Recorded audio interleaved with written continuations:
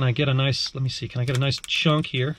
Oh yeah, that felt good to break off.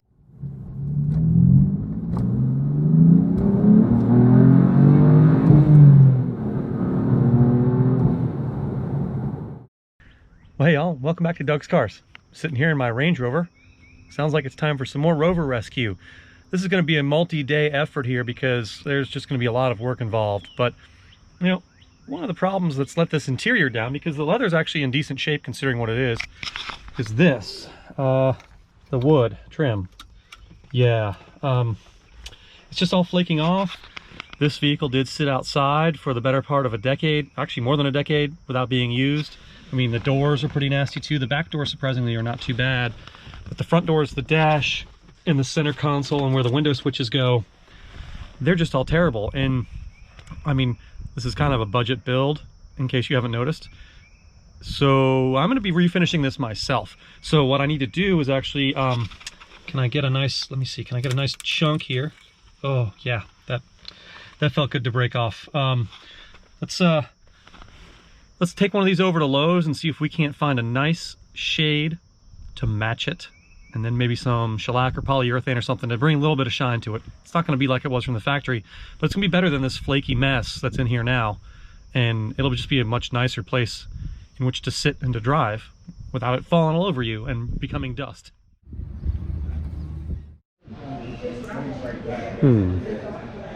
Hickory, walnut. Or no, that's wrong. I think I'll go with walnut. I think that's the best match. It's probably what closest to what it is. Well, as you can see, I'm no longer wearing a jacket.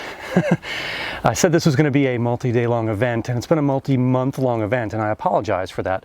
The weather has just not been very conducive to doing this work, and now that it's almost summer, it is. We had a very cold and rainy spring here, and I just haven't been able to do this. And in order to actually fix the wood properly, I need to do it outside and not in, and you know, to film it, not in a dark garage or dark basement, which I could have done, but I didn't want to stink up the house, and I wanted to be able to film this. So now I'm ready, finally. I've had the equipment I need for months now. Obviously, past Doug there had that leather jacket on because it was April, and now it's June, almost 3 months to the day. But you only need a couple tools to do this. Phillips head screwdriver and a panel puller. Now, I got a set of these. You can probably see this is a little worn from Bavarian Soundworks. I think they've changed their name, but they're a BMW, high-end BMW stereo shop out of Atlanta, and they do retrofit kits, things like that. These have lasted for probably 10 years now. They're probably $10. I got a set of them. And here, all kinds of different sizes and shapes. You can get metal ones very easily, but these obviously take the brunt of the destruction when you're trying to pull something off without marring anything. And that's the key when you're pulling a panel, is you don't want to mar anything. Now these door panels come right off. That's no problem. They pry up. This one's actually separating. Oh great, I'm gonna have to glue this one. Wow, splinter. Ooh, this one's in really bad shape. Oh, the other. Oh boy. Okay, that's not good.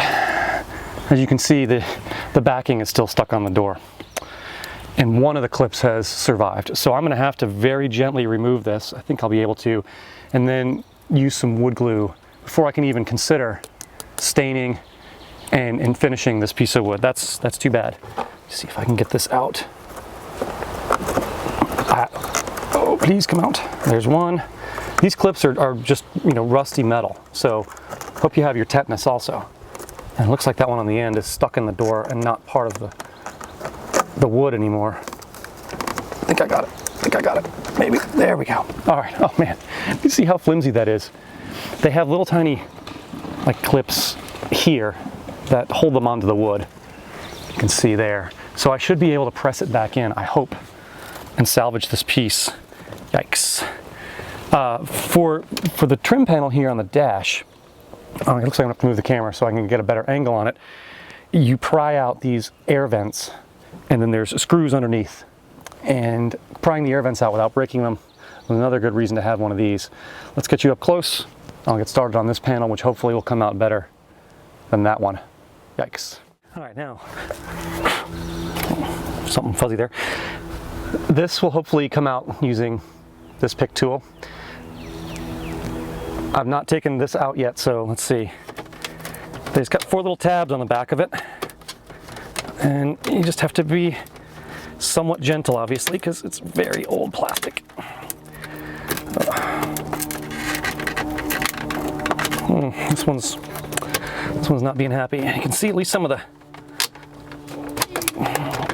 oh boy. There we go, we got one out. There we go, all right.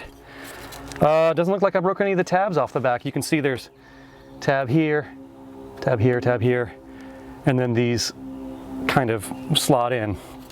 There's a lot of broken wood in there from the top here. Let's see, all the tabs on, yeah, these all still function. That's good to know. Well, I've gotten most of the screws out of the dash. I mean, you get to take things out like my clock, which really was working and keeping accurate time. Even has a little light for it there hanging out of the dash now. Good chance for me to clean this up. The reason I brought you back is because I believe this is the last screw that needs to come out of the dashboard. A lot of them are really hidden in here, which I guess is good because then you don't see the exposed screw heads, but I think once I get this screw out, it looks like it's going to come right out. Famous last words. It is a Land Rover after all, but whoa, oh, what is it held up on over here? Did I miss a screw? I missed a screw. I knew it. I'm gonna jinx myself. All right, let me get this last one out. There it is, yep. The mirror control also has to come out, but I couldn't pop it through like I could with the clock. So I figured I'd wait and get it out when I got the panel out. Let's see, get the rest of that one by hand. There seems to be no rhyme or reason as to which screws are long and which screws are short. All right, got it. Now, how does this pop out? Well, let's just undo the connector for now. And, hey, look, I got the dash out. It's disgusting. I need to wash my hands really badly. You have no idea how nasty this thing is.